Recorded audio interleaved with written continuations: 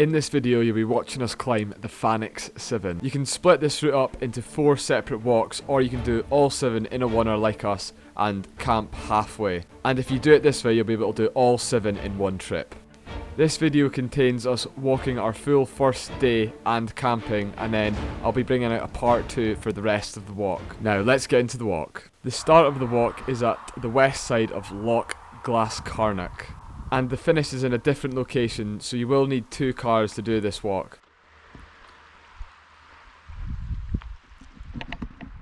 Hi everyone, welcome back to another episode.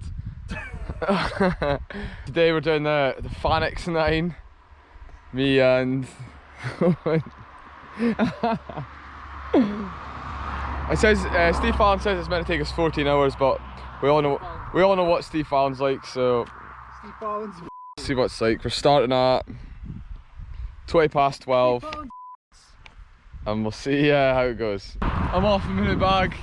It's not on yet. I do have a new hiking bag now for doing these longer trips and for the ones where we need a tent. But to clear up the confusion, Steve Fallon has a route on his called the Fannichs 9, and once you do the 7 munros you have to come down a long way to go up to do the last 2.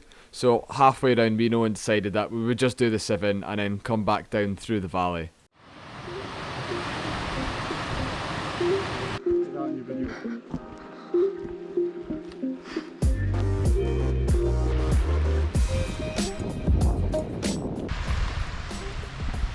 Who's sitting next to Harry?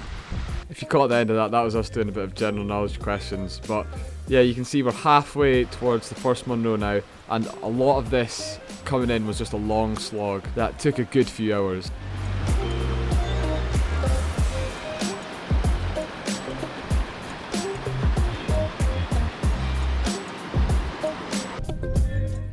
Most of the walk you are walking alongside a river, but eventually you get to a point where the bridle path stops and it's a make your own way up the mountain, just as most of Steve Fallon's routes are.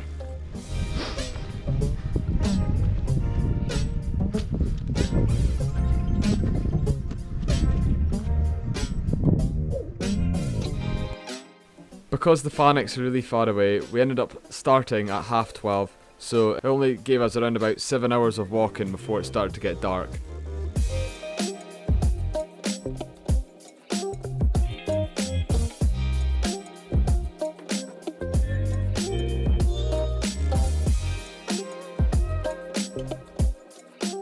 We also made the big mistake of overpacking our bags. My bag I think was about 25 to 30 kilograms when I first set off, so it was really heavy, and yeah, you could definitely tell when I was walking up the mountain.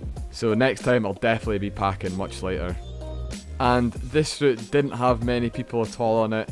The first day we did see one guy and that was it, and then the second day you'll see in the part 2 we did see a couple, but that was at the very end, so it's a very, very secluded route, this one.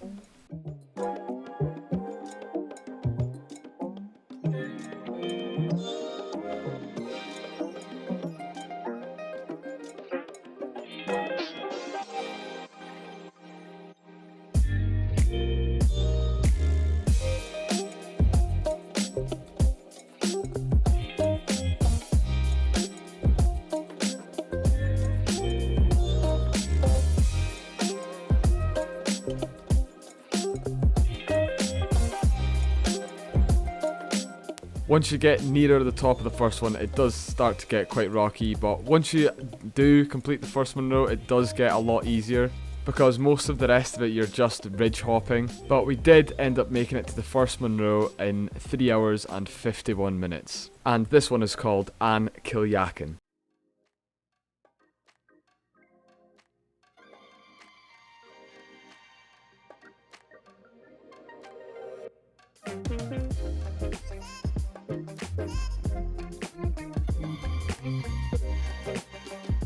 This walk is really good for being able to see which munros you have to go to next, so we are now going to Meall Gorm.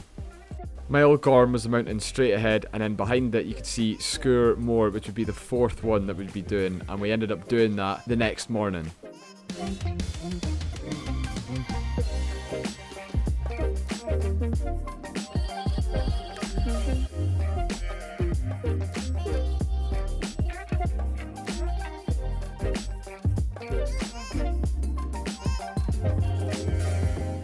So the peak you can just see in the middle there, that's Meall Gorm, and then the one just to the right, the pyramid you can see just over the hill, that's Sgurr Mor.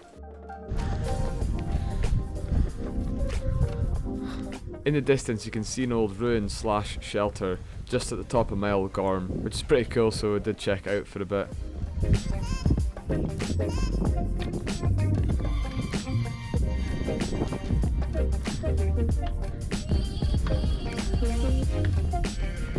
So we ended up making it to the top of Meall Gorm in 4 hours and 40 minutes. And between the first Munro, An Coileachan and Meall Gorm, that is the fastest top to top of the whole route.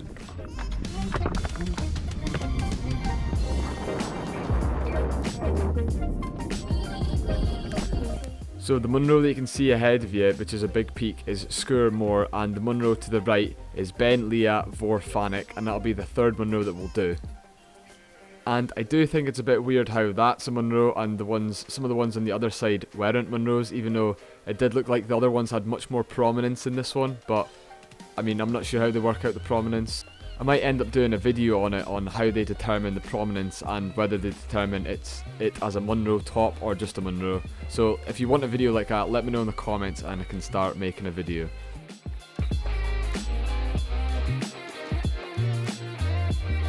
You can now see we're halfway between Meall Gorm and Sgurr Mor.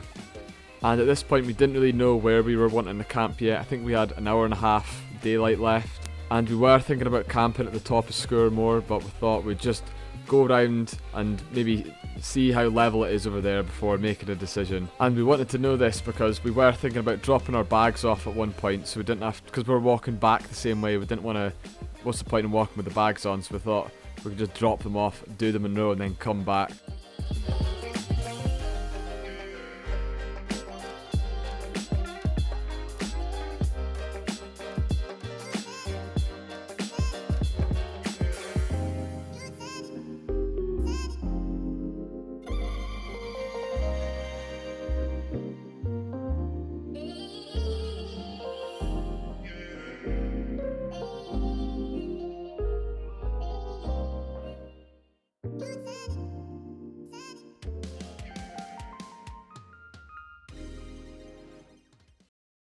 As we were walking towards Beinn Liath Mhor Fannaich, there is a shelter here, so if anyone ever gets in bother, you know there's a shelter there, so you can use it if you ever get stuck.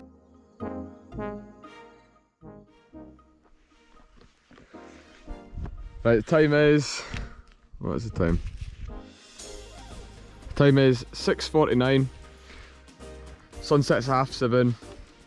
We're going to go to that one over there. Leave our bags here, pitch the tent. Do that one in the morning. So I hope you all followed the plan. So we're going to do Sgurr Mor in the morning. What?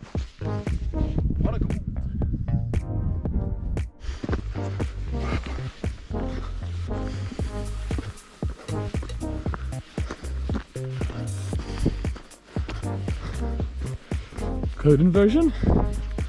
Sort of.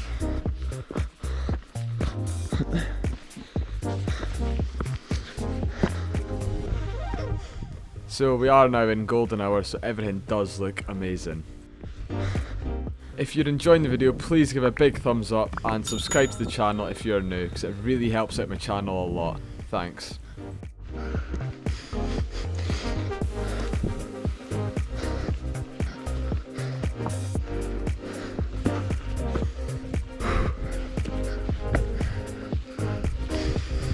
So we ended up reaching the top of Beinn Liath Mhor Fannaich in 6 hours and 40 minutes. And if you look into the distance, you can see a rainbow. Ah, here we are. Whew.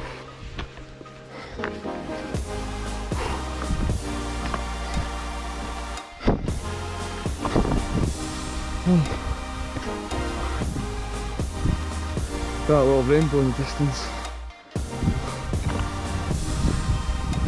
Clouds coming in now. You can just see the fourth Munro that we'll do tomorrow. And it's just the way sunset.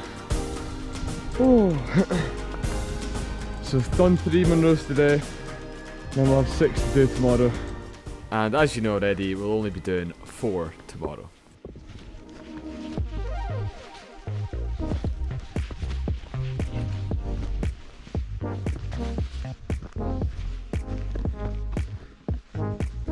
That is beautiful.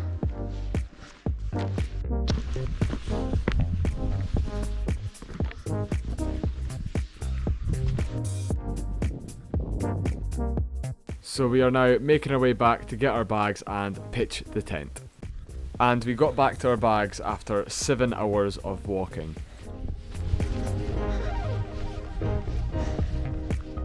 And now you're about to see a quick time lapse of 2 professionals pitching a tent perfectly.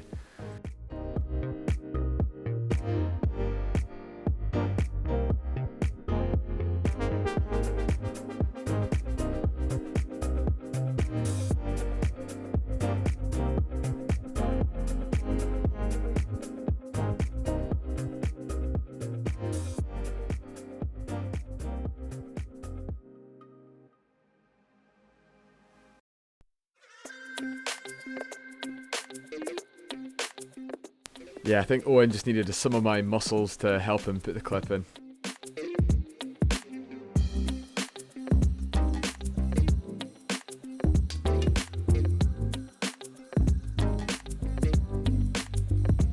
So we also decided to turn the tent because we thought we'd be getting absolute spectacular views in the morning. But if you do watch part 2 of this video, you'll be able to see what the views actually were like in the morning.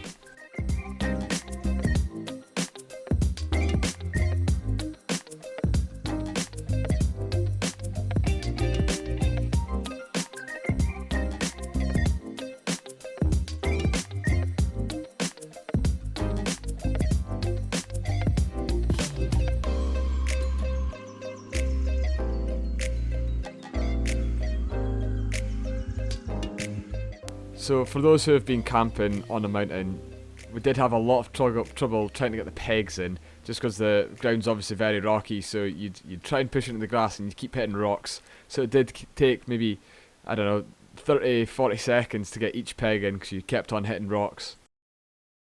But we then finished the outside of the tent and now we just need to finish the inside, and Owen did have a problem with putting his mat in. He put it at the wrong side, but easy mistake to rectify.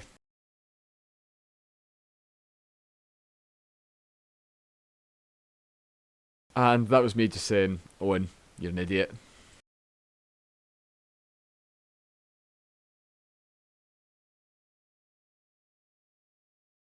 I swear I heard an echo late there. Aye, here we are, finished the tent. Pretty nice view. Go inside.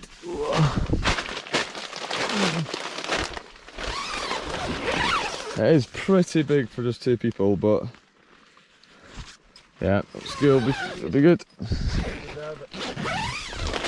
Then we'll wake up and just see this. Boom. Oh. And here is a quick view of it with the light on so you can actually see in our tent properly. And as per usual, Owen's out doing the barbie and I'm making the rolls. Now go and watch part 2.